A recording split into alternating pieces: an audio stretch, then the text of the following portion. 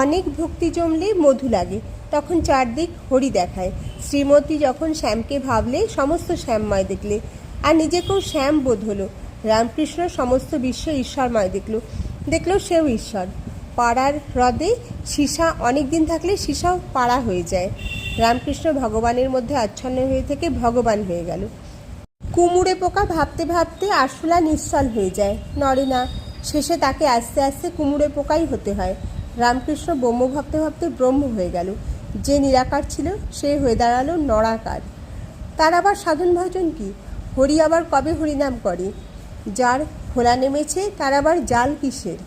কিন্তু খোলা নামবে কখন? একজন বাউল এসেছে রামকৃষ্ণের কাছে। রামকৃষ্ণ তাকে শুধলো, তোমার খোলা নেমেছে? বাউল তাকিয়ে রইল অবাক হয়ে। বলি, রসের কাজ সব শেষ হয়ে গেছে? যত জাল দেবে তত রেফাইন হবে রস। প্রথমে আখের রস, পরে গুড়, পরে দোলো, পরে চিনি, তারপর মিছরি। কিন্তু জিজ্ঞেস করি খোলা নামবে কখন, অর্থাৎ সাধন কবে শেষ হবে? বাউল শুনতে লাগলো মন্ত্রমুগ্ধের মতো। যখন ইন্দ্রিয় জয় হবে তার আগে নয়। যেমন জোঁকের ওপর চুন দিলে জোঁক আপনি খুলে পড়ে যায়, তেমনি শিথিল হয়ে যাবে ইন্দ্রিয়, তার আগে নয়। জাল নিবিয়ে খোলা নামিয়ে বসে আছে রামকৃষ্ণ।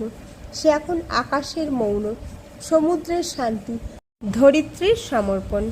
ওঁকার ধনু, আত্মা স্বর আর ব্রহ্ম লক্ষ্য। নির্ভুল চোখে লক্ষ্য ভেদ করতে হবে, তারপর তীরের মুখে লক্ষ্যের সঙ্গে তন্ময় হতে হবে। ব্রহ্ম তল্লক্ষ্য মোচতে। কিন্তু জানিস, তাকে যখন লাভ হয় তখন আর উচ্চারণ করবার জো নেই। সমাধি থেকে অনেক নিচে নেমে